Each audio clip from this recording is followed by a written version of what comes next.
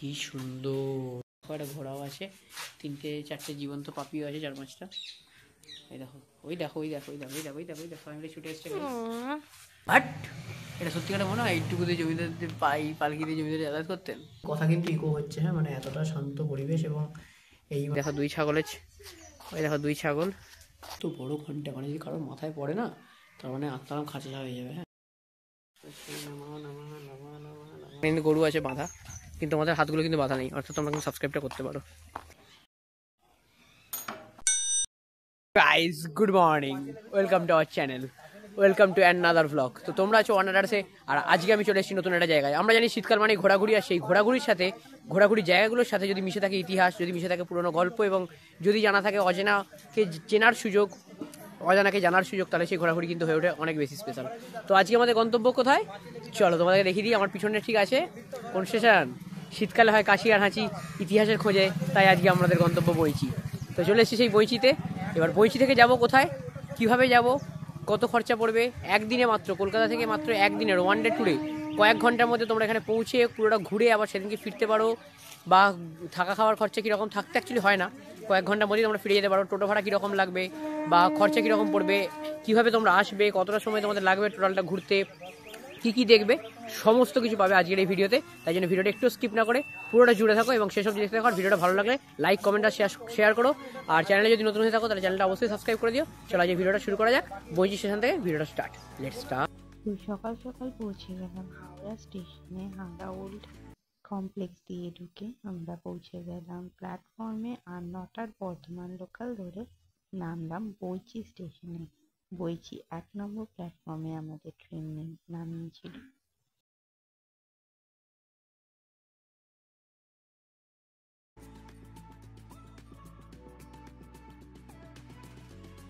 সেখান থেকে আমরা ওভারব্রিজ ধরে 4 নম্বরের দিকে বেরিয়ে টিকিট কাউন্টার থেকে বাইরে এলাম।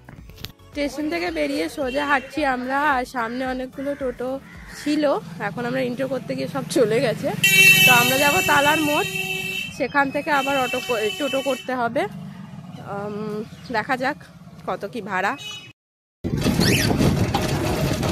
বইচি স্টেশন থেকে বেরিয়ে টোটো ধরে আমরা চললাম তালার মোড়ে।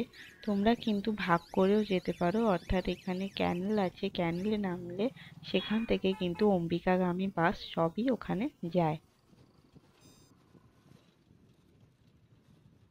আমরা এখন টোটো করে যাচ্ছি গ্রামের রাস্তায়, কিন্তু টোটো করে যাওয়ার জাস্ট মাধুর্যই আলাদা। মানে দেখতে পাচ্ছ, মানে পিছনে জাস্ট পিছনে ধারে, এই দেখো ধারে, পাশে, সব দিক থেকে বিউটি, পাশে বিউটি, পিছনে বিউটি, ধারে বিউটি, মানে বিউটির পাওয়ার মানে টু দি পাওয়ারে বাড়ছে আর কি। আমরা যাকে ক্যামেরায় দেখছো সেও বিউটি, মানে যাই হোক হালকা।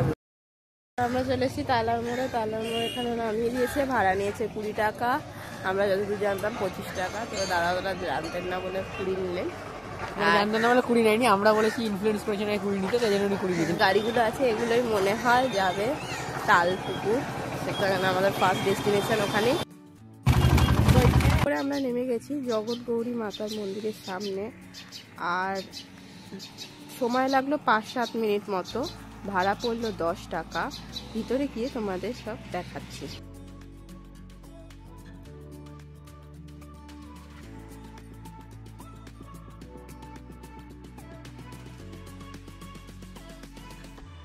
কথিত আছে সতী বেহুলা এই জগৎগৌরী মাতার কাছেই পুজো দিয়ে মাকে সন্তুষ্ট করার পর তার মৃত স্বামীর দেহ নিয়ে স্বর্গে গমন করেছিলেন।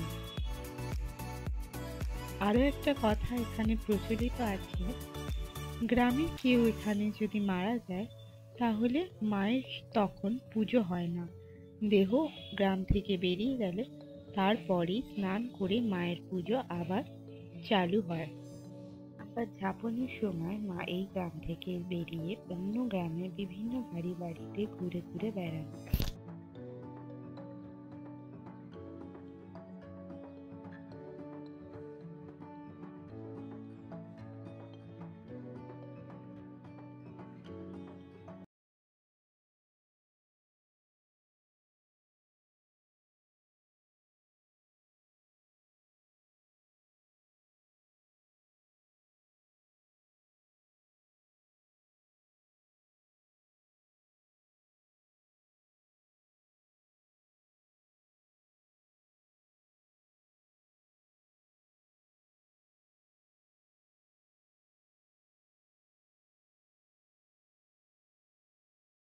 জগৎগৌরী মাতার মন্দির দেখে এবার আমরা চলে যাচ্ছি রাখাল রাজা রাজা মন্দিরে। মন্দিরে। এবং এই মন্দির কিন্তু অবস্থিত গোপালদাসপুরে। তো আমরা দাদার সঙ্গে কিন্তু টোটো আমরা একটা হায়ার করে নিয়েছি, এবং এই দাদা কিন্তু বললেন রাখাল রাজা মন্দির গেলে 15 টাকা করে ভাড়া পড়বে। বাট আমরা বললাম যে গোবিন্দদাসপুরে মন্দির মোড়টা যদি নামিয়ে দেয় তো 10 টাকা করে পড়বে। তো আমরা জানি মোড় থেকে খুব কাছেই মন্দিরটা, তো আমরা মোড়েই বললাম। আপাতত দেখা যায় মন্দিরের মোড় থেকে কতটা হাঁটা হয়, যদি খুব বেশি হাঁটা তাহলে ফেরার সময় না হয় পুরোটা নেওয়া যাবে। আপাতত 10 টাকা দিয়ে আমরা গোবিন্দদাসপুর মোড়ে চললাম। তো চলো বাকি কথা গোবিন্দদাসপুর মোড়ে নেমে হবে। গ্রামের সৌন্দর্যটা কিন্তু একটু উপভোগ করা, আমাদের ভাট বকা শুনতে হবে না ভাই। একদমই না। কেন? তো যতটা একটা সুন্দর নিরিবিলি রাস্তার মধ্যে দিয়ে হেঁটে যাচ্ছি, সুন্দর রাস্তায় নেমেছিলাম। হাঁটছি এখানে কিন্তু কিছু মানে এখানে একটা স্কুল আছে আমরা স্কুল দেখতে পাচ্ছি, আছে। আর স্কুলের মধ্যে একটা বাচ্চা আছে যে ললিপপ মুখে নিয়ে ঝুলছে। হাই বাচ্চা। গেট দিয়ে তো জানি না আমরা কতক্ষণ যাচ্ছি। হাঁটতে হবে, আপাতত হাঁটছি।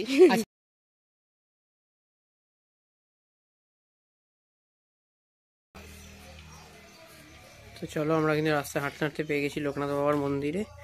এবং এই লোকনাথ বাবা কিন্তু শীতে যাতে সামনে ঠান্ডা না লাগে একটা চাদর কিন্তু ওনাকে দেওয়া হয়েছে। মানে আমরা এখনও চাদর নিয়ে নি গায়ে, সেরকম ঠান্ডা তো পড়েনি, বাট যাই হোক লোকনাথ বাবার বয়স হয়েছে।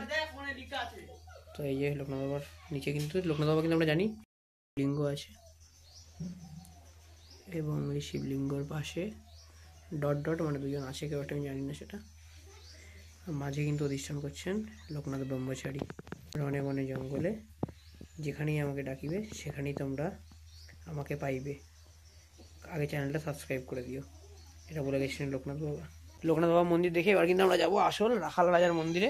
আর যারা এটা দেখছো কিন্তু জানিও এই লোকনাথ বাবা মন্দিরটা কিন্তু কেমন লাগলো। হঠাৎ করে পাওয়া জিনিস না, মানে যেটা প্ল্যান করে আসা হয় বা লিস্টে থাকে সেটা তো ভালো লাগবেই, বাট হঠাৎ করে পাওয়া জিনিসটা না, হঠাৎ করে পেলে দারুণ লাগে। আর এই দেখো একটা ছাগল আছে, আর একজন ছাগল তাড়া করছে। ওই দেখো দুই ছাগল। চলো গাইস, লোকনাথ বাবা বলেছেন বারবার যে জাতপাতের ওই ধর্ম নয়, মানবতার ধর্ম বা বিবেকের ধর্ম কিন্তু সবচেয়ে সেরা ধর্ম। আর ভিডিও দেখে চুপচাপ চলে না গিয়ে লাইক আর সাবস্ক্রাইব করাটা কিন্তু মানুষের পরম কর্ম, এটা কিন্তু লোকনাথ বাবা বলেছিলেন। কিন্তু গরু আছে বাঁধা, কিন্তু আমাদের হাতগুলো কিন্তু বাঁধা নেই, অর্থাৎ তোমরা কিন্তু সাবস্ক্রাইবটা করতে পারো।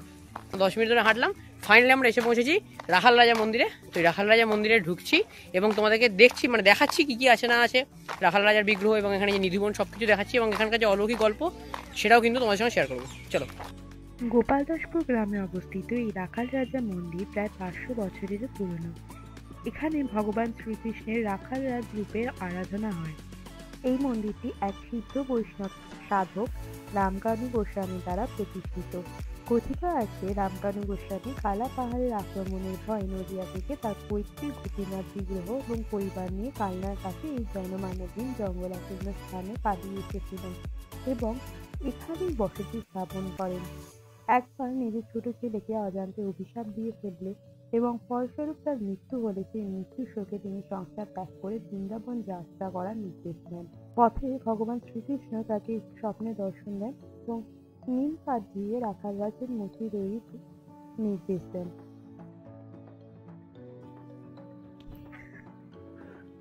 এই মন্দিরে রাখাল রাজের পাশাপাশি গোপীনাথের বিগ্রহ পূজিত হয়, যা গোস্বামীদের পারিবারিক বিগ্রহ ছিল। শ্রীকৃষ্ণের নির্দেশে আজও প্রতি বছর মাঘী পূর্ণিমার দিন বিগ্রহের অভিষেক করা হয়, যা মন্দিরের একটি প্রধান উৎসব। মন্দিরের পরিবেশটা কিন্তু অত্যন্ত শান্ত এবং নিরিবিলি, আর গাছপালায় ঘিরে আছে যেন এক টুকরো বৃন্দাবন। চারিদিকে শ্রীকৃষ্ণের লীলার বিভিন্ন মডেল কিন্তু দেখতে পাবে, আর এই জঙ্গলটাকে কিন্তু অনেকে নিধিবনও বলে থাকেন। গিরি গোবর্ধনের মন্দির আছে এবং মন্দিরে প্রতিদিন ভক্তদের জন্য টোকেন কেটে অন্ন প্রসাদ পাওয়ারও ব্যবস্থা থাকে। রাখাল রাজা মন্দির দর্শন কিন্তু খুব দারুণ হলো, মানে রাখাল রাজা মন্দির দর্শন করে কিন্তু মনটা ভরে গেল, কারণ এত সুন্দর, মানে এত সুন্দর, মানে একদম পরিবেশ, চারিদিক শান্ত, লোকজনও খুব ভালো। এবং মানে তারা কিন্তু বারবার আমাদেরকে বললেন যে ভোগ খেয়ে যেও। একজন পথে কাকিমার সাথে দেখা হলো, তিনিও কিন্তু বললেন যে ওনার আষাঢ় মাসে মানে ওনাদের সেবা আছে, ওনাদের পরিবারের সেবা আছে আর কি এই রাখাল রাজা মন্দিরে, যেমন পাড়া করে গ্রামের মন্দিরগুলোতে হয় করে আজকে এই পরিবারে, কালকে ওই এক সপ্তাহ মুখ পরিবারে। তো ওনাদের এই আষাঢ় মাসে আসে, তখন এই মন্দিরে একটা উৎসবও হয় উনি বলছিলেন। তো তখন নেমন্তন্ন টাইপ করলেন, মানে অনেকবার বললেন আসতে। তো মানুষজনও খুব ভালো, যারা গ্রামের মানুষরা হয়ে থাকে আর কি, দেখে যে স্নিগ্ধ এবং চারিদিকে কোনো আওয়াজ নেই, নিস্তব্ধ, যেমন একটা মন্দিরের পরিবেশ হওয়া উচিত। লোকজনও বেশ পরিষ্কার পরিচ্ছন্নভাবে মানে মন্দির চলছে, এবং সেখানে হরিনাম হরিনাম সংকীর্তন হচ্ছে, লোকজন মন দিয়ে শুনছে, বেশ ভালো লাগলো। আর আমি যেহেতু ইতিহাসটা যেটা তোমাদেরকে একটু আগে বললাম ভয়েস ওভারে, তো সেটা কিন্তু আমি অলরেডি আগে জেনেই এসেছিলাম, পড়ে এসেছিলাম। তো তার ফলে সেই ইতিহাসটা শুনে এবং ওই যে মাধবীলতা গাছের ইতিহাসটা, সেই গাছটাও দেখতে পেলাম, গোবর্ধন মন্দির দেখলাম। তো সব মিলিয়ে কিন্তু একটা বেশ সুন্দর পরিবেশ এবং খুব সুন্দর একটা অভিজ্ঞতা হলো। আর ভোগ খেতে এখন টাইম ছিল, না হলে ভোগের কুপন কেটে হয়তো ভোগও খেতাম, কিন্তু এখন অনেকটা দেরি আছে, আমাদের আরও অনেকগুলো জায়গা যাওয়ার আছে, তাহলে আমি সেখানে আর ওয়েট করলাম না। তো এই পরবর্তী গন্তব্যের দিকে যাচ্ছি। আবার যে রাস্তা দিয়ে এসেছিলাম সেই রাস্তা দিয়ে ফিরতে হবে, কারণ এখন এখান থেকে টোটো নেই। ভিডিওটা দেখতে থাকো এবং ভিডিওর সঙ্গে জুড়ে থাকো, জানাও ভিডিওটা কেমন লাগছে। হ্যাঁ আমি জানি প্রচুর ফালতু বকি, হ্যাঁ তো যাই হোক, কারণ বেসিক্যালি দেখো ফালতু বকা তো জায়গা থাকতে হয় মানুষের। হ্যাঁ মানে আমি এটা খুব দৃঢ়ভাবে বিশ্বাস করি, সবসময় লাইফে সিরিয়াস হওয়া চলবে না। হ্যাঁ মানে সিরিয়াস যদি সবসময় লাইফে থাকো তাহলে কোথাও তাহলে মজা করতে হয়। আমার এখানে এইটা কিন্তু পুরোপুরি কোনোরকমভাবে, মানে টু বি অনেস্টলি, কোনোরকমভাবে খুব টাকা পয়সার জন্য, কোনো প্রফেশনালিজমের জন্য নয়। আমার জাস্ট এটা মন থেকেই করা, ঘুরতে ভালোবাসি, তো সেটাকে জাস্ট তুলে দেখানো। এবং আমার ক্লাবের বেশ কিছু বন্ধু, তাদের কিন্তু অবদান এখানে অনেকটা বেশি। তারাই আমাকে ফার্স্ট ইনিশিয়েটিভ দেয় যে ভাই আমরা যাই না, খুব একটা বেরোনো হয় না, এত দূরে দূরে জায়গায় যেতে পারি না, তুই যাস, তুই দেখাস, দ্যাটস ইট। তো সেখানে তো ভাই আমার একটা ক্যাজুয়ালি করা, হ্যাঁ তো ক্যাজুয়ালিটাকে করা যখন, তো সেখানে আমি একটু ফালতু বকতেই পারি, আর গিয়ে সেইটুকু আমি অ্যালাউড। তো যাই হোক, এত গল্প বলছি, এত ইতিহাস যখন বলছি, তো সেখানে তার সঙ্গে একটু ফালতু বকাও না, শুনে নিলে কী আছে, দরকার স্কিপ করে দেবে কী আছে, মানে করো না, করলে পাপ লাগবে। বলতে বলতেই না একজন জেঠুর সঙ্গে দেখা হলো, মানে তার আন্তরিকতাটা কি সুন্দর দেখো না, মনে করি উনি আমাকে চিনতেনও না। উনি আমাকে কিন্তু ফার্স্ট দেখে জাস্ট জিজ্ঞাসা করলেন যে, ফার্স্ট বলেন ঠাকুর বাড়ি গেছিলেন, মানে মন্দির গেছিলাম কিনা। তো আমি হ্যাঁ বললাম যথারীতি, এখানে বুঝতেই পারা যাচ্ছে যে বাইরে থেকে একটা আসা ছেলে সেটা এসছে। তো জিজ্ঞাসা করলেন ঠাকুর বাড়ি গেছিলে, তাই বললাম হ্যাঁ।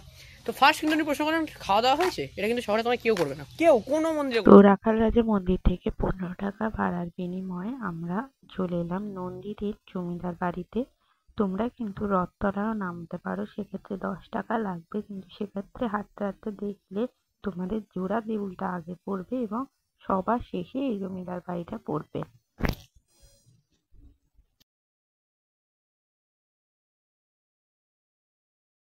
নন্দীদের জমিদার বাড়ির পিছনে রয়েছে কিন্তু এক বিশাল ইতিহাস, মানে তারা সামান্য কালনার বাসিন্দা ছিলেন তারা, এবং সেখান থেকে তারা এখানে আসেন জাস্ট মশলার ব্যবসা করতে, এবং সেখান থেকে ব্যবসা ফুলে ফেঁপে বড় হয়ে, এবং তারা সেই মানে প্রভাব প্রতিপত্তি বিস্তার হয়ে বিপুল সম্পত্তি অর্জন করেন, এবং এখানে বৈদ্যপুরী তারা পার্মানেন্টলি থেকে যান। এবং সেখানে প্রচুর মন্দির, বৃন্দাবন জিউ মন্দির থেকে শুরু করে অনেক শিব মন্দির, একে আমরা সবই দেখাবো, সেগুলো মন্দির একে একে সবই শেয়ার করবো, এবং যেটুকু আমরা দেখতে পাবো বা দেখাবো, কারণ অনেকগুলি তো অবশিষ্ট নেই সব কটা, অনেকগুলো ধ্বংসস্তূপ হয়ে গেছে, বা কোথাও কোথাও হয়তো সেগুলো মানে কালের অবসরে বা সময়ের ভারে সেগুলো ভেঙে পড়েছে, কোথাও মেরামতির অভাবে বা পরিচর্যার অভাবে সেগুলো হয়তো আস্তে আস্তে সময়ের সাথে বিলীন হয়ে যাচ্ছে। আমাদের বাংলার কিন্তু অনেক ইতিহাস, অনেক গল্প এভাবে আস্তে আস্তে ঐতিহ্যবাহী সম্পদ বাংলার কিছু, মানে একাধিক জায়গায় আমি অনেক জায়গায় ঘুরে বেড়াই, সেখানে কিন্তু বহুবার দেখেছি পরিচর্যার অভাবে বা সেখানে প্রপারলি মেনটেনেন্সের অভাবে, কিন্তু এগুলো ডেফিনেটলি খুব খরচা সাপেক্ষ, বাট আমার মনে হয় প্রশাসনের এবং যারা উত্তরসূরি থাকে তাদের সেগুলো মেনটেন করা উচিত, না হলে কিন্তু আমাদের আস্তে আস্তে অচিরেই হারিয়ে যাবে এই একাধিক সম্পদ। দেখো এই একটা জমিদার বাড়ি, এই বাড়িটার এখনকার সময় যদি আমি এভলিউশন ধরি তাহলে কয়েক কোটি টাকা হবে। এই মস্ত বড় বড় খিলান দেখো, এবং তার সঙ্গে ওপরের জানলাগুলো যদি আমি দেখাতে পারছি, ওপরের জানলাগুলো আছে,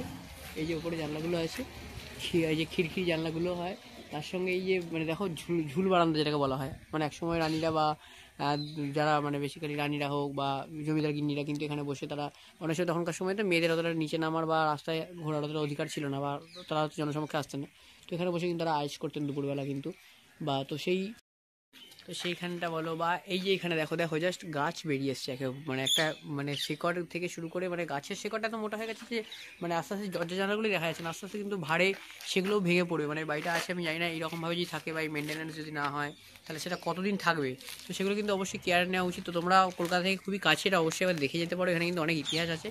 তো এখানে তার সেই নন্দীরা যখন থেকে যান পার্মানেন্টলি, তখন কিন্তু এখানে ওনারা অনেক মন্দির তৈরি করেন এবং তাছাড়া তৈরি করেন এখানে জমিদার বাড়ি, নহবতখানা থেকে শুরু করে বৈঠক বাড়ি থেকে শুরু করে কাছারি বাড়ি, পুজো বাড়ি, আমরা সবগুলো কিন্তু একে একে ঘুরবো এবং তোমাদের সঙ্গে শেয়ার করবো। তো চলো ভিডিওটা আস্তে আস্তে দেখতে, যে যা মানে একদম গেছে, তো আমরা চেষ্টা করবো এই বাড়িটার ভেতরে ঢোকার, না ঢোকা কিন্তু যাবে না। তো এই যে বড় করে তালা ঝোলানো আছে, দেখিয়ে দেবো একটু আমি, দেখো। তো ঢোকা যদি না গেলেও আমি কিন্তু চেষ্টা করবো যতটুকু হয় ফাঁক ফোকর থেকে যদি তোমাদের দেখানোর, কিন্তু সেরকম কিন্তু কিছু দেখানো যাবে না, ভেতরে পুরোটাই আগাছা, মেনটেন্যান্স হয় না। তো যাই হোক, তাহলে আমি আপাতত এই গেটের সামনে দাঁড়িয়ে এক দুটো ছবি তুলবো এবং ছবি তুলে আপাতত কেটে পড়বো, এবং পরবর্তী জায়গাগুলো দেখবো এবং যা যা দেখবো তোমাদের সঙ্গে সব শেয়ার করবো। তো পুরো ভিডিওটা দেখতে থাকো। হ্যাঁ, দুপা ফেলেই মানে একদম 30 সেকেন্ড হেঁটেই জাস্ট আমি কিন্তু চলে এলাম পরবর্তী যে গন্তব্য। এখানে কিন্তু নবরত্ন মন্দির আছে, শিব মন্দির, যা ওই দেখো দেখাতে পাচ্ছি আমি, ওই দিক থেকে আমি এলাম। তো এই ওখানে আছে জমিদার বাড়ি, যেটার সঙ্গে এত ইতিহাস বললাম, গল্প বললাম, তোমার শেয়ার করেছি। এবার আসলাম কিন্তু নবরত্ন মন্দির, জয়নারায়ণ মন্দির কিন্তু 1853 খ্রিস্টাব্দে তার মায়ের স্মরণে, অর্থাৎ তার মায়ের মৃত্যুর পর তার মায়ের স্মরণে কিন্তু এই নবরত্ন মন্দিরখানা তৈরি করেন, এবং এখানে কিন্তু ভেতরে একটা শিবলিঙ্গ আছে, বোঝা যাচ্ছে এটা শিব মন্দির।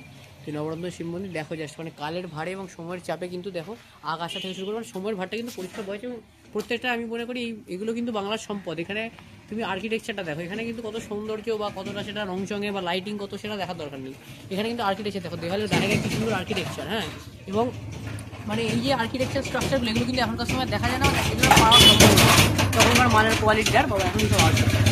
তখনকার মানে কাঁচামালের কোয়ালিটি বলো বা রাজমিস্ত্রিদের মানে নিখুঁত নৈপুণ্যতা, শিল্পকার্য জাস্ট দেখো। এবং এই টেরাকোটার কাজগুলো কিন্তু মন্দিরগুলো কিন্তু বাংলায় আস্তে আস্তে হারিয়ে যাচ্ছে, সেটা কিন্তু আমাদের রক্ষণাবেক্ষণ প্রয়োজন।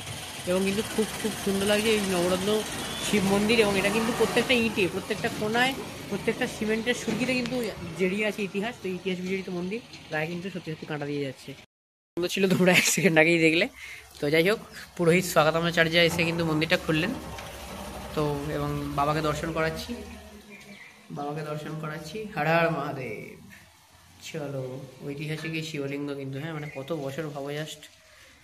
এবং এইভাবে কিন্তু আমাদের কিন্তু ইতিহাসটাকে সংরক্ষণ করে রাখতে হবে, যেভাবে বাবার গলায় মাফলার জড়ানো, মাফলার মানে মিন্স কাপড় জড়ানো। একটা 8 টেরাকোটা মন্দির, এবং এইটাও কিন্তু শিব মন্দির বলেই আমার বোধ হচ্ছে। এই মন্দিরেও কিন্তু পোড়ামাটির কাজ দেখতে পারবে। আর এইখানকার পূর্ব বর্ধমানে আমি আগেরও অনেক কয়েকটা মন্দির দেখেছি, আর এই স্টাইলটা কিন্তু সবকটা মন্দিরে আমার সেম লাগে। এই রকম যে মন্দিরের ওপর খোদাই করা মানুষজন, এই স্টাইলটা কিন্তু এই পূর্ব বর্ধমানে খুব বেশি। এই ধরনের মন্দিরগুলো এখন আর দেখা যায় না। হ্যাঁ, এবং বেসিক্যালি মানে এখানে কিন্তু মানে মন্দিরের কাজ যদি খুব ভালো করে দেখি তাহলে কিন্তু কোথাও না কোথাও কোনো পৌরাণিক গল্প হতে পারে, কোনো পৌরাণিক কাহিনী হতে পারে, যুদ্ধ হতে পারে, সেই সময়কার জীবন কাহিনী, সেই সময়কার জীবন কাহিনী, সেই সময় মানুষ যেভাবে জীবনযাপন করতো, বা আজ 200 বছর আগে 300 বছর আগে মানুষের যেরকম জীবন কাহিনী ছিল। কোথাও হতে পারে আবার ভগবানের মানে বিভিন্ন দেবদেবীর মূর্তি, কোথাও বিভিন্ন ভগবানের মূর্তি, কোথাও আবার ওই রামায়ণের যুদ্ধ, মহাভারত যুদ্ধ, বিভিন্ন রকমের কাহিনী। কোথাও কোথাও আবার এরকমও আছে বিভিন্ন রকমের যে চিত্রকলা, মানে কোনো সেটার কোনো তাৎপর্য না, বিভিন্ন কোথাও নারী নিত্যনত নারী, বা কোথাও হয়তো যুগলকে দেখানো হয়েছে, কোথাও তাদের যৌন অবস্থা দেখানো হয়েছে। এখান থেকে কিন্তু প্রমাণ আমরা কতটা অ্যাডভান্স বা কতটা উন্নত, তো বিভিন্ন রকম দেখানো হয়। এবং এই পার্টিকুলার এই যে শিব মন্দিরের গায়ে কয়েকটা শিব মন্দিরের এই যে খাঁজ করা, আমি একটু জুম করে দেখাবো।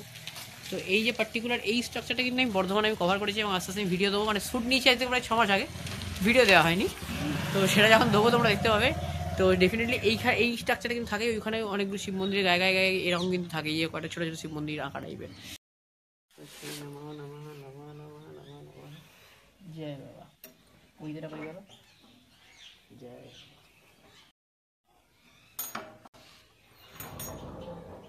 শিবলিঙ্গ আছে, এবং বাবার পড়ার জন্য কিন্তু ধুতি গামছা আমরা দেখতে পাচ্ছি। তো কথা কিন্তু ইকো হচ্ছে, হ্যাঁ মানে এতটা শান্ত পরিবেশ, এবং এই মানে মানে একদম নিরিবিলি, এত বড় মন্দির এবং এত উচ্চ চূড়া বিশিষ্ট মন্দির, তো তার ফলে সাউন্ডটা ইকো হচ্ছিল। তো চলো আমি আবার বেরিয়ে এলাম। এই মন্দিরটা কিন্তু আরও পুরনো, হ্যাঁ মানে এটা তো আমি বললাম জয়নারায়ণ নন্দীটা পরে মানে মায়ের স্মৃতির উদ্দেশ্যে করেছিলেন, বাট এটা কিন্তু নন্দী জমিদার বংশ যখন থেকে মানে তৈরি হয়, এবং তারপরে যখন নন্দী জমিদার বাড়ি হয় তারপরই কিন্তু এই মন্দির তৈরি করা হয়। এবং এটা কিন্তু বহু পুরনো মন্দির, 8 মন্দির। এটা কিন্তু 1652 সালে তৈরি হয়। এর মেন বাড়ি এখানে মানে পুজো বাড়ি, এখানে পুজো অর্চনা হতো, যেটাকে এখন প্রপারলি মেনটেন করা হয়। অন্তত দুর্গা পুজোর সময় কিন্তু এই জায়গাটা জাঁকজমকপূর্ণভাবে কিন্তু মেতে ওঠে, এবং এই জায়গাটা আসলে কিন্তু খুব খুব ভালো লাগবে, মন আনন্দে ভরে উঠবে এটুকু বলতে পারি। আলোকসজ্জা থেকে শুরু করে চারিদিকে এই বাড়িটা কিন্তু রূপটা পাল্টে যায়, মানে একটা মায়াবী রূপে বাড়িটা মানে সেজে ওঠে। বাড়িতে কাজ চলছে কিন্তু, হ্যাঁ মানে এটা হতে পারে হয়তো মেরামত। দেখো ভেতরে কিন্তু বাঁশ আছে, দেখো এই যে জানলা দিয়ে আমি দেখাই, তাহলে ভেতরে কিন্তু বাঁশ আছে, হ্যাঁ। আর বাইরেও কিন্তু বাঁশ দেওয়া আছে, অর্থাৎ এখানে কিন্তু রং টং হবে বা প্লাস্টার হবে। মানে প্রত্যেক বছর পুজোর আগে, পুজোতেই জাস্ট গেছে, তার আগেও কাজ হয়েছে, এবং পুজোর মানে মেরামত দরকার। এত বছরের পুরনো স্থাপত্য, এত বড় স্থাপত্য, পরবর্তী বছর পুজোর আগে মানে 2026-এর পুজোর আগে হয়তো একদম পুরোপুরিভাবে সব রেডি হয়ে যাবে, এবং আরও কিন্তু বাড়িটাকে সুন্দর করে সাজানো হবে। তো এবং সেই পুজোর আগে কিন্তু এই বাড়িটা কিন্তু দারুণভাবে সেজে ওঠে। মানে পুজোর সময় 4-5টা দিন কিন্তু আলাদা রকমের একটা মায়াবী রূপে, আলাদা রকমের একটা মানে আলাদা সাজসজ্জায়, আলাদা রকমের একটা মন মুগ্ধকর একটা মানে কী বলবো, বাড়িটা একটা আলাদা রূপ নেয়, হ্যাঁ। তো সেইটা কিন্তু তোমরা দেখতে পাবে, এবং এই জাঁকজমকপূর্ণ হয়ে ওঠে বাড়িটা, আনন্দে উজ্জ্বলতায় এই নিস্তব্ধতা কিন্তু কেটে যায় সারা বছরে। ঢুকেই কিন্তু ফার্স্ট চোখে পড়লো এই দেখো বড় বড় কি সুন্দর দরজাগুলো। মানে এগুলো কিন্তু পুরোনো বাড়িগুলোর কিন্তু ঐতিহ্য এটা। মানে যতগুলো জমিদার বাড়ি গেছি সবাই কিন্তু এরকমই জেনারেলি সবুজ কালারই হয় বা হলুদ কালার, এবং বড় বড় দরজা, কাঠের দরজা। আর তারপর দেখো এই ঘন্টা, কি সুন্দর রে বাপরে, কত বড় ঘন্টা। মানে যদি কারোর মাথায় পড়ে না, তার মানে আত্মারাম খাঁচা হয়ে যাবে, হ্যাঁ। এর খিলানগুলো কিন্তু আমি খুব ভুল না হলে আরও হয়তো একটু মোটা মোটা ছিল, কারণ তখনকার সময়ের কড়িকাঠ কিন্তু একটু মোটা হতো, বা এটা হয়তো রিপেয়ার করার পর, এখন তো সেই কাঠা পাওয়া যায় না, সেই রাজমিস্ত্রি পাওয়া যাবে না, তো হয়তো সেই সব রিপেয়ার করার পর, বা হয়তো নতুন যখন রিপেয়ার করে যে নতুন কাঠ লাগানো হচ্ছে সেই অবস্থায় কিন্তু এটা হয়েছে। বাট আদারওয়াইজ এই কড়িকাঠ, তার সঙ্গে একটা ফ্যান এখন লাগানো আছে দেখতে পাচ্ছ। আর পুরোনো দিনের এই দেখা যাচ্ছে ঝাড়বাতি টাইপের লাগানো আছে ঢোকার মুখে, কি সুন্দর। এবং সব থেকে মানে এই গোটা বাড়ির মধ্যে সবচেয়ে পুরনো, মানে বাড়িটা তো নয় তবু আমি ধরছি যে 200, 300, 500 বছরের পুরনো হতে পারে। এই যে দেখো সব থেকে পুরনো মানে একটা কিন্তু এই যে অজন্তা ইলোরা যুগের কিন্তু একটা ঘড়ি আছে, দেখো অজন্তা লেখা আছে। হ্যাঁ, তো ওই অজন্তা ইলোরা যুগের ঘড়ি দেখে কিন্তু আমরা আস্তে আস্তে বাড়িটা আমাদের ঢুকলাম। ওয়াও কি সুন্দর মন্দিরের পুজো বাড়ি, মানে পুজো বাড়ি বলতে এখানে সমস্ত পুজো আর্চার কাজকর্ম হতো। দেখো কি মোটা মোটা খেয়া, আর তার সঙ্গে কি সুন্দর সুন্দর মানে দুর্গা দালানটা একবার জাস্ট দেখো, মানে কি দারুণ লাগছে। মানে এটা না মানে কী বলবো, এটা হাড় হিম করা ঠিক বলবো না, মানে রোমহর্ষকর একটা মানে অ্যাডভেঞ্চার টাইপস আর কি ফিল আসছে। বলতে পারছি না অ্যাডভেঞ্চার তো নয়, লাইক সামথিং সামথিং মনে হচ্ছে আর কি। হ্যাঁ, মানে দিলটা করে থ্রু থ্রু থ্রু থ্রু এরকম টাইপস। কারণ মানে একটা ইতিহাসের ছোঁয়া, মানে দেখো তুমি জাস্ট এইগুলো হয়তো স্ট্রাকচারটা পাল্টানো হয়েছে। এই যে উপরে দেখো দুটো পাখি টাইপ করা আছে, ফুল করা আছে, হ্যাঁ এই বেগুনি সবুজ সব কালার দিয়ে নকশা করা আছে, সেটা হয়তো আগে অন্য কালার ছিল, নকশা পাল্টানো হয়েছে, কিন্তু ইতিহাস তো পাল্টানো হয়নি বা ইতিহাস পাল্টানো সম্ভব নয়। তো এই বাড়িগুলোর সাথে কত ইতিহাস জড়িয়ে আছে, কত বছরের পুরনো গল্প জড়িয়ে আছে, অচেনাই মানে অচেনাকে জানার গল্প, অজানা ইতিহাস। এবং সেই সময়ের ধারাপাতে দেখো আজকে তারা কোন জায়গায় এসে যেন দুটো রাস্তা কোথাও কারোর আলাদা হয়ে গেছে, কোথাও আবার একসাথে জুড়েছে, যেটা হয় সময় ভালোর জন্যই হয়। তো সেসব জায়গায় যাচ্ছি না আপাতত, কিন্তু আমি দেখাবো তোমাদের দুর্গা দালান। এবং এই দেখো মা দুর্গার কিন্তু কাঠামো এখানে কিন্তু আমি বলেছি সমস্ত জমিদার বাড়িতে কিন্তু সাধারণত এটাই হয়ে থাকে। আমার মামার বাড়িতে আমি এটাই দেখেছি যে দুর্গা দালানে কিন্তু ঠাকুর তৈরি হয়, কাঠামো থেকে শুরু করে সমস্ত কিছু পুরো ঠাকুরটা তৈরি হয়, এখানেই পুজো হয়। এবং তারপর নিকটবর্তী গঙ্গার ঘাটে কিন্তু প্রতিবার নিরঞ্জন হয়, তারপরে আবার পরবর্তী বছরের কাঠামো কিন্তু এখান থেকেই তৈরি হয়। বাড়ির একটু অন্দরমহলে এখানে কিন্তু মানে এখানকার নন্দীবাড়ি কুলদেবতা রাজরাজেশ্বরী আছেন। তো আমি শেষ অবসর দেখানো, আমি জানি না মন্দির খোলা হবে কিনা, এখন বদ্ধ করে গেলাম, পাই অবশ্যই মানুষ শেয়ার করি। তো চলো ঢুকি। আর ভেতরে শুনেছিলাম একটা শিব মন্দিরও আছে, এইটা মোস্ট প্রবলি খুব বললাম না হলে। তো এইটা সেই শিব মন্দির আই গেস, রাজরানী দাসী লেখা। না এটা হয়তো ওনার নাম অনুযায়ী যিনি করেছিলেন তার নাম অনুযায়ী এরকম কিছু হবে, আমি ঠিক ইতিহাসটা জানি না আমি। তো রাজরাজেশ্বরী আই গেস ওটা হবে মোস্ট প্রবলি, এটা হয়তো শিব মন্দিরটা। এটা হয়তো যখন পুরোহিত মশাই আসেন তখনই পুজো করেন, মানে বেশি সকালবেলা হয়তো আসেন কিছুক্ষণের জন্য, বাকিটা সন্ধ্যেবেলা যখন আসেন আরতি করতে, তো সেই সময়টুকুই খোলা থাকে। শিব মন্দির কোনো এক্সাক্ট টাইমিং, এটা ফ্যামিলির মন্দির। এখানে তোমাদের দেখানোর চেষ্টা করছি, অনেক কষ্টে হাত দিয়ে দেখাতে পারছি। ওইখানে সালগ্রাম সিঁদুরটা আছে, ওটা দেখা হয়তো যাবে না। আর নিচে যেমন বললো হাতি আছে, আর পাশে আছে গরুর দুধ। তো এতটাই দেখানো যাচ্ছে অনেক কষ্ট করে। তো এই হচ্ছে রাজরাজেশ্বরী।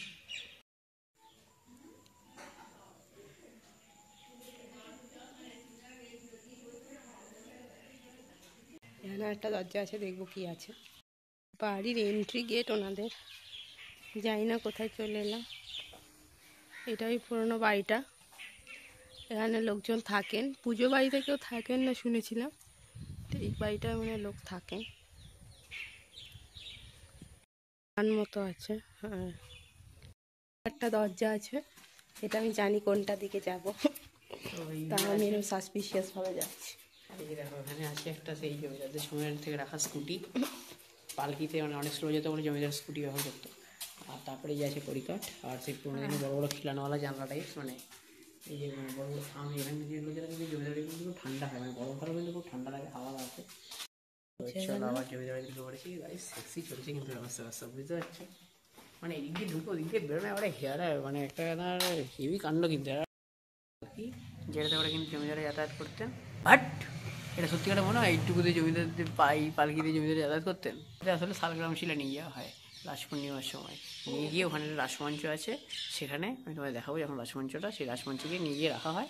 আবার রাস পূর্ণিমার 3 দিন পর, পাক্কা 3 দিন পর সেই শালগ্রাম শিলা এখানে জমিদারদের বাড়িতে নিয়ে আসা হয়, এবং সেই জমিদার মানে যে তোমাদেরকে যে মন্দির দেখাবো সেখানে শালগ্রাম শিলা রাখা হয়, আর পালকিটা কিন্তু সযত্নে উপরে থেকে রাখা হয়। এটাতে করে জমিদারে যাতায়াত করতে, আমিও বলছি তোমরা বিশ্বাস করছো। হাট এদের নিত্য পূজিত শিব মন্দির একটা, মানে জমিদার বাড়িতে নিত্য পূজিত হন মহাদেব। দেখো বাড়ির মধ্যে কিন্তু শিব মন্দির, মানে বাড়ি এমনটা না যে মানে সেটা ঘর আছে, ঘরের মধ্যে শিবলিঙ্গ রেখে দিলাম, না, জমিদারদের ব্যাপারই আলাদা। বাড়ির মধ্যে একটা মন্দির তৈরি করে দিয়েছে, এখানে কিন্তু রোজ ঝড় বৃষ্টি জল কিচ্ছু লাগে না, বাড়ির মধ্যে মন্দির।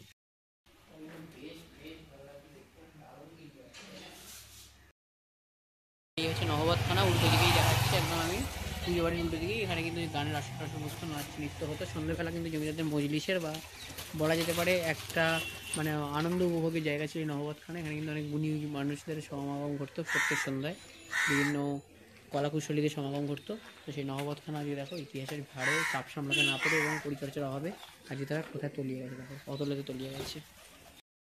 আর একটা পঞ্চরত্ন মন্দির আছে, এটা কিন্তু শিব মন্দির, এটা কিন্তু কোনো অবকাশ নেই এটা বুঝতে। এটা শিব মন্দির, পঞ্চরত্ন শিব মন্দির, বাট আমি কিন্তু এটা খুলে যে ঢুকবো মানে সেই অবকাশ নেই, তালা মেরে দিয়েছে পুরো একদম গাইস। তো কিছু করার নেই, যাই হোক কি পাচ্ছ এখানে কিন্তু এই একই দেখো শিব মন্দির টাইপের করা আছে এবং এর উপরেও কিন্তু বিভিন্ন জন্তু জানোয়ার পশু পাখি কোথাও পৌরাণিক কাহিনী সব দেখা যায়। টেরাকোটার কাজ কিন্তু এটাও মন্দিরের গায়ে খোদাই করা আছে এবং কোথাও কিন্তু উঠে গেছে, দেখো কিছু কিন্তু জায়গা উঠে গেছে। এখানে ফুলের নকশা করা এগুলো কিন্তু উঠে গেছে পরিচর্যাভাবে, কোথাও কোথাও ইট বেরিয়ে এসছে। এবং এই ঐতিহাসিক সম্পদগুলো আমাদের রাজ্যের হোক দেশের হোক ঐতিহাসিক এই অমূল্য ধনরাশিগুলো আমাদের কিন্তু ধরে রাখতে হবে, পরিচর্যা করতে হবে। পরিচর্যার অভাবে কিন্তু এগুলো আস্তে আস্তে আমাদের ইতিহাসের বুকে বিলীন হয়ে যাচ্ছে। তো যাই হোক পাশের গলি দিয়ে হাঁটলাম, সেখান থেকে কিন্তু পাক্কা আড়াই পা হাঁটলেই মানে ঘোড়ার 2.5 চালের মতন দাবার 2.5 পা হাঁটলেই কিন্তু তোমরা পৌঁছে যাবে এখান থেকে প্রায় 7 সেকেন্ড, এবং 2.5 পা হাঁটলে 7 সেকেন্ডের মধ্যে পৌঁছে যাওয়া যায় এই যে কাছারি বাড়িতে। বিশাল বড় বাড়ি কিন্তু আমি দেখতেই পাচ্ছি। তো চলো যাবো এবং তোমাদেরকে সেখানে সবটা দেখাবো কতগুলো ঘর আছে কি আছে।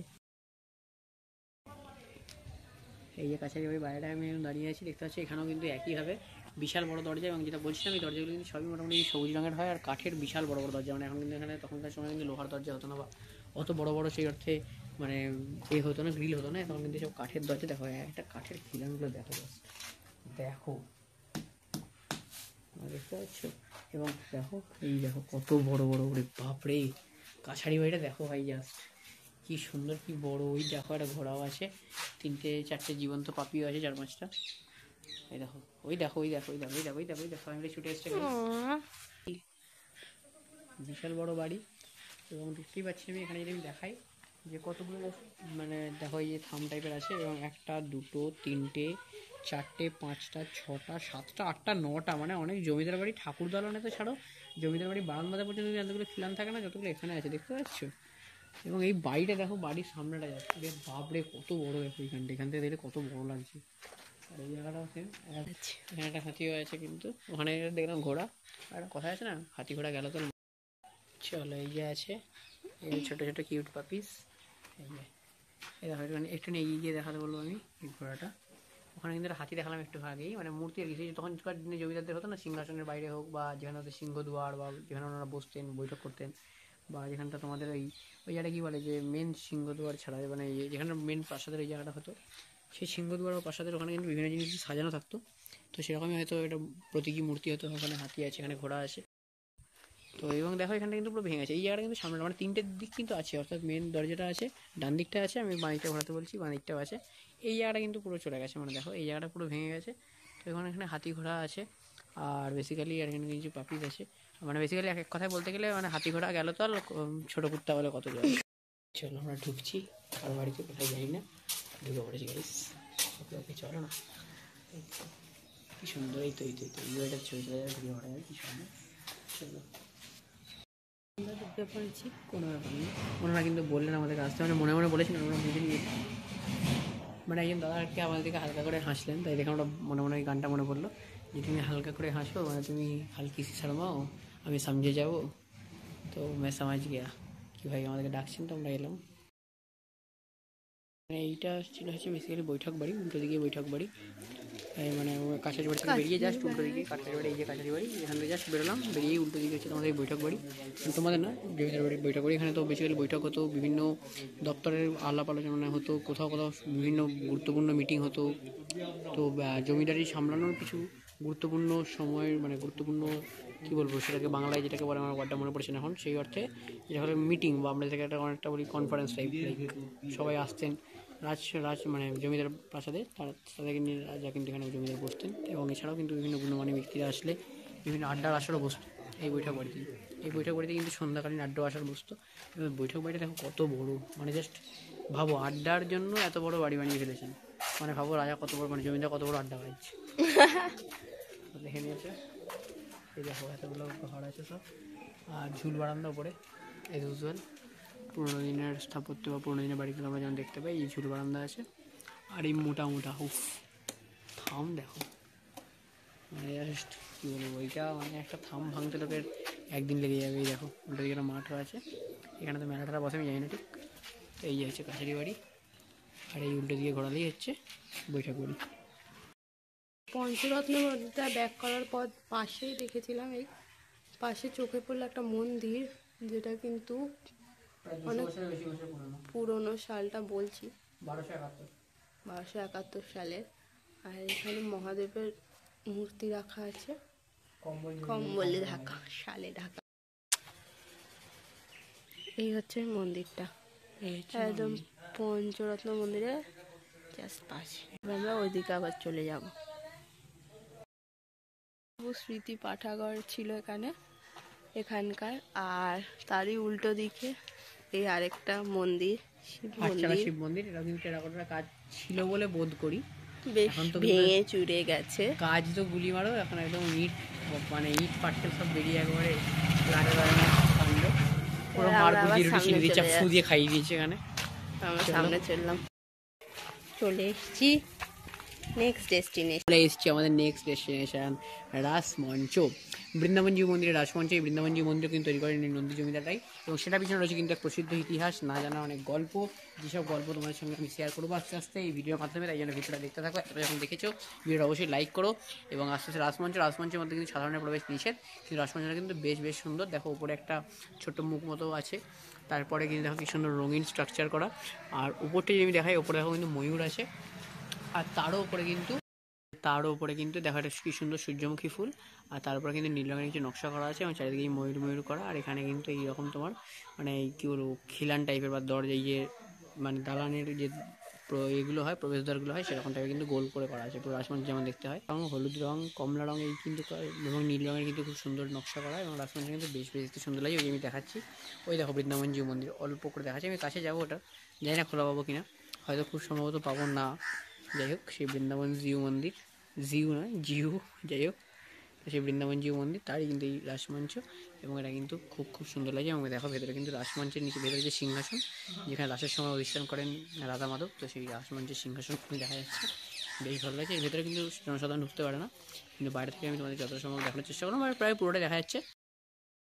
এই রাসমঞ্চ কিন্তু খুব সুন্দর লাগলাম, এটা গোল করে পরিক্রমা করে এলাম, বেশ ভালো লাগলো। দেখো কত বড় করে তালা ঝুলিয়েছে। একমাত্র এখানে ঢোকার একটাই উপায়, টপকে যেতে হবে, কিন্তু এখানে স্থানীয় লোকজন আছে। এখন আমি ভেবেছিলাম টপকে যাবো, বাট স্থানীয় লোক আছে, আটকে দেবে আমাকে, সেখানে যাওয়ার সাহস করলাম, দরকার নেই, কারণ সব দেখা যাচ্ছে। চলো, ওঠার জন্যই এটা লাগে।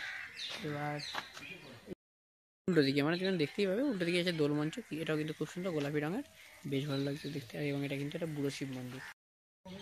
তো চলো, এই যে বুড়ো শিব মন্দির, এই মন্দিরের ভেতরে কিন্তু গর্ভগৃহ এখন পুরোপুরিভাবে বন্ধ আছে, এবং মানে আমি একটু আগে যেটা করছিলাম সেটা কিন্তু এখানে হবে না, আমি তালা দেওয়া আছে।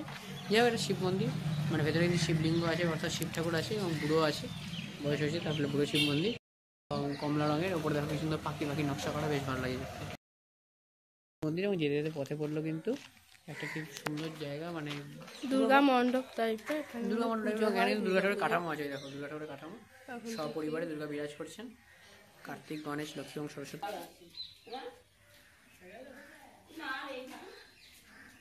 আমি দেখাচ্ছি কারণ বন্ধ আছে, দেখতে কিন্তু খুব সুন্দর। এখানে দালান মতো আছে, এখানে তারপরে সাদা কালারের যে দালানটা, ওখানে মনে ঠাকুর অধিষ্ঠান করছেন। আর বাইরের চারিদিকটা কিন্তু ভাঙাচোরা হয়ে গেছে, হয়তো আগের সেগুলো সেরকমই স্ট্রাকচার রয়ে গেছে, আর কোনো রেনোভেশন সেরকমভাবে হয়নি। মন্দিরটা কিন্তু সাদাভাবে নতুন করে মানে রেনোভেশন হচ্ছে, বোঝাই যাচ্ছে। বৃন্দাবনজিউ মন্দিরের মেন দরজা, বিশাল বড় দরজাটা, আর একই স্টাইলের রাজবাড়ি স্টাইলের যে দরজাগুলো ছিল, মোটা কাঠের সবুজ রঙের, সেরকমই দরজা। তো বাইরে থেকে চূড়াটা দেখাবো, এখন তো বন্ধ, আর টাইমিংটা আমরা ঠিক করে জানি না, যখন পুরোহিত আসেন তখন খোলা হয়। বৃন্দাবনজিউ মানে ভগবানের সেই স্নানঘর বা স্নান মন্দির, যেটা কি বলো না কেন, উপরে সেই স্নানঘর এখন কিন্তু সেটা পরিত্যক্ত হয়ে গেছে, এক সময় ছিল, এবং দেখাতেই পারছি আমি কি সুন্দর। এবং এটাও কিন্তু বেশ বড়, দেখো বেশ বড়, কিন্তু এটা পরিত্যক্ত এবং পরিচর্যাভাবে এটাও কিন্তু প্রায় ভগ্নপ্রায় হয়েছে, বাট তাও এখন অনেকটা ঠিক আছে। তো বৃন্দাবনজিউ মন্দির যদি তোমরা কখনো আসো, তাহলে কিন্তু টাইমিং বলতে ওই সকালবেলার দিকে আসতে হবে 9-10টার মধ্যে, আর নাহলে বিকেলে আসলে কিন্তু 5:30-6টা, কিন্তু আমার ধারণা এই মন্দিরটা কিন্তু গ্যারেন্টি নেই। এবার এই মন্দিরটা তোমরা দেখতে পাওয়াটা পুরোটাই লাকের উপর, এবং যদি তোমরা মানে দেখতে সেদিনকেই পাবে যেদিনকে ইস্ট বেঙ্গল আই লিগ জিতবে। দেখা যাচ্ছে বৃন্দাবনজিউ মন্দিরটা সাদা রং করা হচ্ছে, রংটা একদম নতুন মনে হচ্ছে, তার মানে রেনোভেশন হচ্ছে। এটা বললাম যে ওই জায়গাটা সাদা, কিন্তু চারপাশটা কিন্তু ভগ্ন প্রায় ছিল। আমি অনেকটা পিছিয়ে দেখানোর চেষ্টা করলাম যতটা সম্ভব, আর যতটা আমরা দেখাতে পাচ্ছি। নবরত্ন স্টাইল মন্দির যেরকম হয়ে থাকে আমাদের কলকাতাতেও আছে এরকম মন্দির। বৃন্দাবন চন্দ্র মন্দির থেকে একটু এগোলেই আমরা দেখতে পাচ্ছি এই জোড়া দেউল, যেটা এখানে কিন্তু আমি তাড়াতাড়ি করে ভিডিওটা করছি একটা কারণ এখানে কিন্তু প্যারেটস আছে, টিয়া পাখি। খুব সুন্দর লাগছে। এই টিয়া পাখি কিন্তু এখন দেখাই যায় না, স্পেশালি শহরে তো দেখাই যায় না, গ্রামেও সবসময় দেখা যায় না। তাই যদি কখনো দেখতে পাও ধরে নিয়ে বাড়ি নিয়ে চলে যাবে বন্দি করে। সামনেটা কিন্তু ইটের তৈরি, আর এখানেও কিন্তু টেরাকোটার কাজ দেখতে পারবে যেরকম সব মন্দিরে হয়, মানে স্ট্রাকচারটা আলাদা কারণ এটা দেউল। এবং সব থেকে বড় কথা আমি যদি বলি একটা জায়গা, পার্টিকুলার একটা জায়গা যদি এই মহিষীর মধ্যে ফেমাস, বা সব থেকে আরও যদি আমি ক্লোজ বলি বৈদ্যপুরে ফেমাস, সেটা কিন্তু জোড়া দেউল। হ্যাঁ, জোড়া দেউল কিন্তু নন্দীদের আসারও অনেক আগে থেকে, মানে সব থেকে পুরনো স্থাপত্য বলো, সবচেয়ে পুরনো স্ট্রাকচার বলো, বা বৈদ্যপুর গ্রামকে যদি একটা সিঙ্গেল কোনো স্ট্রাকচার বা স্কাল্পচারে বা কোথাও যদি একটা স্থাপত্যের মাধ্যমে ডিসক্রাইব করতে বলা হয়, তাহলে কিন্তু এখানকার সবচেয়ে পুরনো স্থাপত্য, সবচেয়ে মানে কি বলবো গুরুত্বপূর্ণ এবং তাৎপর্যপূর্ণ স্থাপত্য এবং সবথেকে ঐতিহাসিক স্থাপত্য এই জোড়া দেউল। এটা ছাড়া কিন্তু বৈদ্যপুর ভাবাই যায় না, এবং এটা দেখার জন্য কিন্তু অনেক দূর দূর থেকে লোকজন আসে, এবং অনেক ঐতিহাসিকরা কিন্তু বহুবার এসেছেন। অনেক নাম করা ঐতিহাসিক, আমি যদি বলি স্যান ফ্রান্সিসকো, আমি যদি বলি আমি ঠিক আমার নামটা ফার্স্ট নামটা মনে পড়ছে না, বা সামথিং একজন ছিলেন থমাস অ্যালবার্টো বলে একজন, আমার নামটা মনে পড়ছে না পুরোটা। তো তারা কিন্তু একাধিক সময় বিভিন্ন রিসার্চ পেপারের জন্য এখান থেকে এসছে, এবং ঐতিহাসিক তাৎপর্যটা কিন্তু আমরা বুঝতেই পারছি। দেখো সামনেটা কিন্তু ইটের তৈরি, পুরো সামনেটা কিন্তু ইটের তৈরি, এবং দেখো এখানটা কি সুন্দর সুন্দর টেরাকোটারই কাজ, বিভিন্ন রকমের নকশাটা কিন্তু পার্টিকুলার কোনো তাৎপর্যপূর্ণ এরকমটা নয় যে পৌরাণিক কাহিনী, কোনো জীবন দশা, কোনো জীবন লাইফস্টাইল, বা লাইক কী বলে ওটাকে, জীবন মানে চালনের যে প্রসেস সেটাকে বলো, বা কোনো জীবিকা নির্বাহিত, বা কোনো মানে মিনিংফুল কোনো বা পৌরাণিক গল্প, এরকম কিন্তু কিছু না, বা কোনো দেবদেবী কিন্তু না, জাস্ট পিওর নকশা। দেখো এখানটা সামনেটা কিন্তু ফুলের নকশা, কি সুন্দর দেখো ফুলের নকশা। এখনও কিন্তু এটা অটোটা আছে, এটা দেখে কিন্তু ভালো লাগছে। এটা কিন্তু বেশিরভাগটাই, আমি পুরোটা বলতে পারি না, বা বলতে পারি না একদম পুরোপুরিভাবে হয়, কিন্তু বেশিরভাগটাই এবং ফ্রিকোয়েন্টলি, এমনটা না যে একবার হলেও অনেক দিন হয় না, প্রায়শই কিন্তু এটা মেনটেন্যান্স হয়, এটা কিন্তু পরিচর্যা হয়, তার কিন্তু পরিষ্কার প্রমাণ দেখা যাচ্ছে। এই ব্যাপক নকশাগুলো কিন্তু এখনও বেশ ভালো আছে, নকশাগুলো কিন্তু বেশ ভালো আছে। খুব হ্যাঁ, একটু কোথাও হয়েছে, বা কোথাও একটু আধটু হয়তো ইট বেরিয়ে এসছে, বা কোথাও হয়তো একটুখানি ক্ষয়ে গেছে, একটু হালকা ভেঙেছে, বা রং চটে গেছে, কিন্তু বেশিরভাগটা কিন্তু পরিষ্কার বোঝা যাচ্ছে, অর্থাৎ মেনটেন হয়। চলো আমি হালকা করে দেউলের ভেতর ঢুকি। দেখো দেউলের ভেতর থেকে সেই পুরোনো আমলে কিন্তু হেলমেট পরে আছে, মই পরে আছে, এই জন্য প্যান্টও পরে আছে, কিছু নেই নতুন তোমরা দেখতে পাবে। এই দেখো কতটা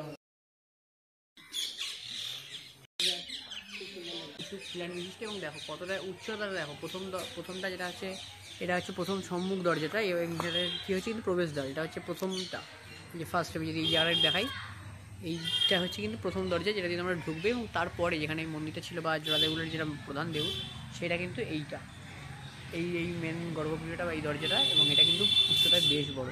এটা কিন্তু নরসিংহদেবকে উৎসর্গ করে বানানো হয়, আর দেখতেই পাচ্ছ যেটা বললো খুব ভালো করে মেনটেন করা হয়েছে বলেই কিন্তু এত বছর পরেও এত কাজ ডিটেলস এখনও দেখা যাচ্ছে।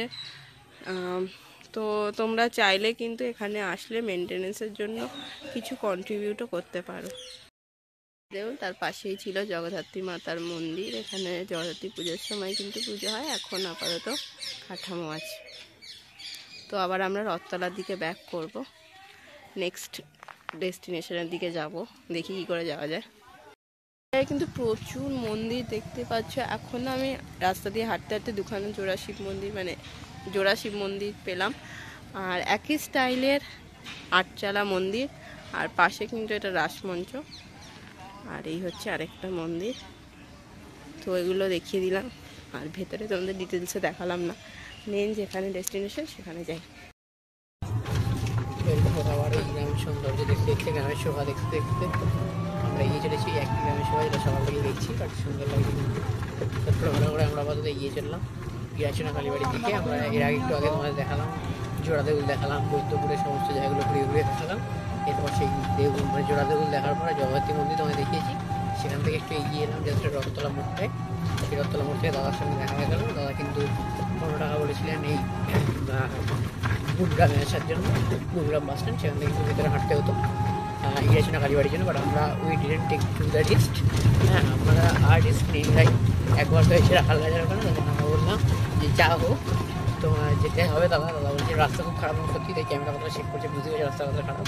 তো আলটিমেটলি দাদা শেষমেশ আমাদের দুজনের মধ্যে একজনের কিডনি আর একজনের বাড়ির দলিলের বিনিময়ে দাদা কিন্তু যেতে রাজি হলো ইরাচনা কালীবাড়ি। দাদা 20 টাকা নিল, 15 টাকা আমাদেরকে বলেছিল মানে মালগ্রাম বাস স্ট্যান্ড, সেখান থেকে আমাদের 5 টাকা করে দিয়ে মানে 30 টাকা দিলে যাই হোক বলে 10 টাকা ধরে দিয়ে এখন দুজনে 40 টাকা দিয়ে আমরা যাচ্ছি আমার ইরাচনা কালীবাড়িতে। তো গ্রামের সৌন্দর্য দেখতে যাচ্ছি, আর রাস্তাটা একটু খারাপ। তো চলো তোমরা উপভোগ করো সৌন্দর্যটা, এবং ইরাচনা কালীবাড়ি মানে কালীবাড়িতে গিয়ে আমাদের বাকি কথা এবং কালীবাড়ির ইতিহাস গল্প সবটা বলবো, এবং কালীবাড়িটা ঘুরে ঘুরে দেখো, মায়ের প্রথমে দর্শন করবো। তো চলো কালীবাড়ি যাওয়া যায়। এখানকার স্থানীয়দের বিশ্বাস যে রানী রাসমণি যখন দক্ষিণেশ্বর কালী মন্দির প্রতিষ্ঠা করার কথা ভাবছিলেন, তখন তিনি ইঞ্চুরা কালীবাড়ি থেকে মন্দির নির্মাণের অনুপ্রেরণা পেয়েছিলেন। এই মন্দিরটি খ্যাতি শুনে তিনি নিজে মন্দিরটি তৈরি করার সিদ্ধান্ত নেন বলে মনে করা হয়। এই মন্দিরে কালী মাকে অত্যন্ত জাগ্রত বলে মনে করা হয়, এবং ভক্তদের বিশ্বাস আন্তরিকভাবে পুজো দিলে মা দুর্ঘটনা থেকে রক্ষা করেন, এমনকি আর্থিক সমস্যাও মিটে যায়। বংশ পরম্পরায় ভক্তরা এই অলৌকিক ক্ষমতার পরিচয় পেয়েছেন বলেও দাবি করেন। মন্দিরটি প্রতিষ্ঠার ঘটনা নিজেই একটি ঐতিহাসিক অধ্যায়। জনশ্রুতি অনুযায়ী চারুশীলা দেবী ছিলেন একজন সিদ্ধ তান্ত্রিক সাধিকা। তার কঠোর তপস্যা এবং যোগ সাধনার ফলে এই স্থানে কালী মায়ের বিগ্রহ প্রতিষ্ঠা পায় এবং মন্দিরটি প্রসিদ্ধি লাভ করে। এই এলাকায় এই মন্দিরটি বড় মা কালী মন্দির নামে পরিচিত। বাড়ির দুটো যে মন্দির আছে আমরা শুনে এসেছিলাম, দক্ষিণাকালী এবং বগলামুখী মন্দির। তো বগলামুখী মন্দির আমরা দেখতে পাইনি, কারণ টাইমিংয়ে হয়নি, এখন খুলতে দেরি আছে, কেউ বলতে পারলো না এক্স্যাক্টলি কখন খোলা হবে। তো যাই হোক দক্ষিণাকালী মন্দির দেখলাম এবং বগলামুখী মন্দির তোমাদের বাইরে থেকে দেখানোর চেষ্টা করলাম, মায়ের পুকুরটা দেখালাম। তো এখন আপাতত আবার আমরা চলে এসেছি টোটোর কাছে। তো টোটোতে করে আমরা বসবো, এবার আমরা যাবো বৈচি স্টেশনে, সেখান থেকে আর অন্তিম গন্তব্য সেখানে আমরা যাবো। আপাতত যাচ্ছি, হ্যাঁ সিমলাগড় যাচ্ছি, এবং সেখানে কোথায় যাবো সেটা তোমাদের বলবো। সেটা একটা বিশাল ঐতিহাসিক মন্দির, হ্যাঁ মানে সে এক আলাদা ঐতিহাসিক ব্যাপার স্যাপার, এবং সেই মন্দিরেও কিন্তু অনেক ইতিহাস জড়িয়ে আছে। আপাতত স্টেশন যাই, স্টেশন গিয়ে কথা হবে। তো আমাদের কাকু টোটোতে উঠে পড়ে যায়, চলো স্টেশন যাই হোক। মায়ের কাঠামো দেখতে পাচ্ছি আমরা, ভালো লাগছে দেখতে, এখানে পুজো হয় ধুমধাম করে। চলো। এই সিমলাগড় কালী মন্দিরটি প্রায় 500 থেকে 800 বছরেরও পুরনো বলে মনে করা হয়। এক সময় এই এলাকার নাম ছিল হরিহরপুর। জায়গাটি ছিল ঘন জঙ্গল ও শ্মশানের মধ্যে পরিপূর্ণ, যেখানে জনবসতি ছিল না এবং ডাকাতদের আনাগোনা ছিল। সেই শ্মশানে তালপাতার ছাউনি দেওয়া একটি মন্দিরে মা কালীর মৃন্ময়ী মূর্তি পুজো পেত। এটি বাংলার বিখ্যাত কিংবদন্তি পিসে ডাকাতের কালীবাড়ি নামে পরিচিত। বাংলার ইতিহাসে পিসে ডাকাত একটি কুখ্যাত অথচ জনদরদী নাম। তার আসল নাম ছিল বিশ্বনাথ সর্দার বা বিশ্বনাথ রায়। ব্রিটিশরা এবং অত্যাচারী জমিদাররা তাকে ডাকাত বললেও তিনি মূলত নীলবিদ্রোহের একজন নেতা ছিলেন এবং গরিব মানুষদের কাছে ছিলেন হিরো। জনশ্রুতি আছে বিশে ডাকাতের দলের সদস্যরা যে কোনো বড় অভিযানে যাওয়ার আগে এই সিমলাগড় কালীবাড়িতে এসে মায়ের পুজো দিতেন এবং সাফল্য কামনা করতেন। দেবীর আশীর্বাদ নিয়ে তারা ডাকাতি করতে বের হতেন বলে লোকমুখে প্রচলিত।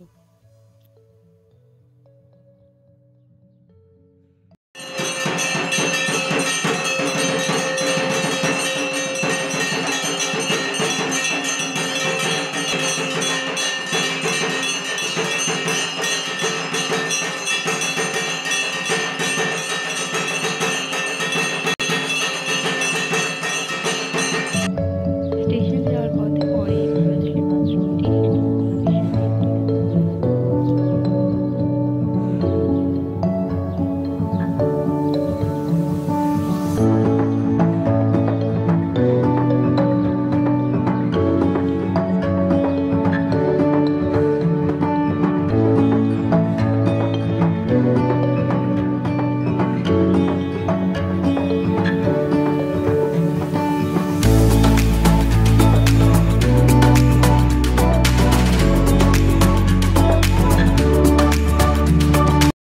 তো চলো গাইস, আজকের মতন আমরা ঘোরাঘুরি শেষ করে এবার দেখাই। এখন একটুখানি বলে দিই তোমাদেরকে কী করলাম।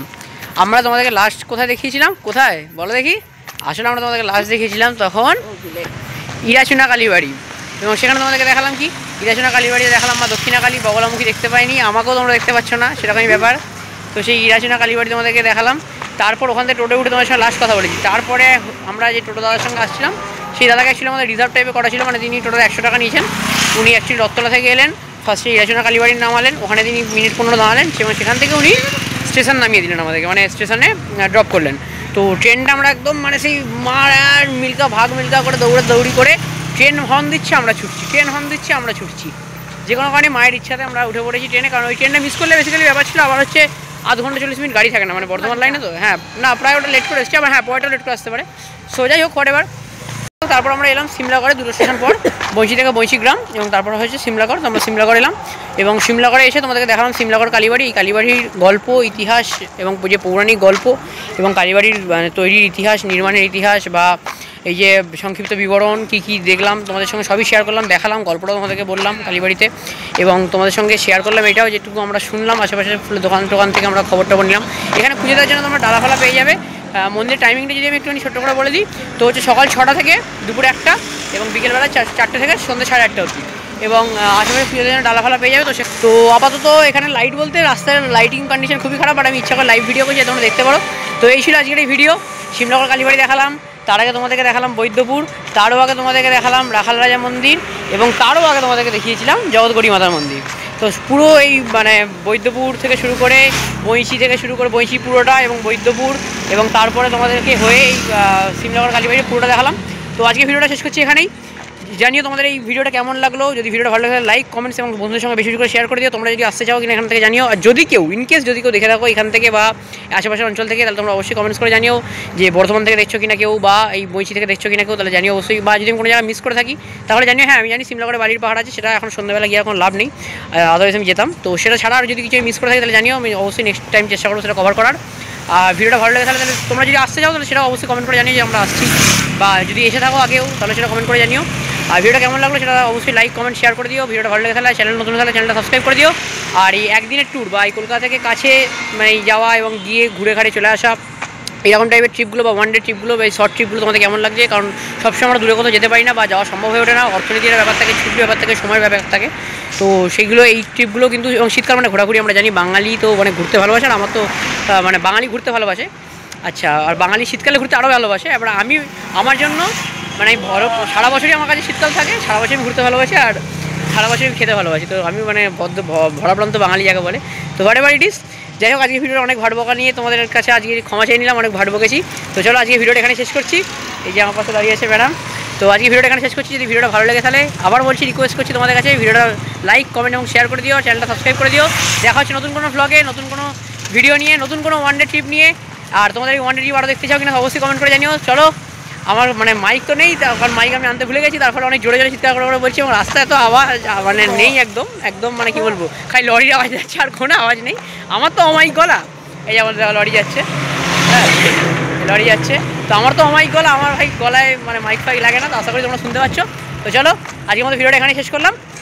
দেখা হচ্ছে নতুন কোনো ভ্লগে খুব তাড়াতাড়ি, নতুন কোনো জায়গার খোঁজ নিয়ে, বা নতুন কোনো ওয়ান ডে শর্ট ট্যুর নিয়ে, বা অন্য কোনো মন্দিরের খোঁজ নিয়ে, বা কোনো মেলার খোঁজ নিয়ে। আমি নিজেও জানি না কোথাকার খোঁজ নিয়ে আসবো, কারণ এই ভিডিওটা কখন পোস্ট হবে আমি সেটাই জানি না।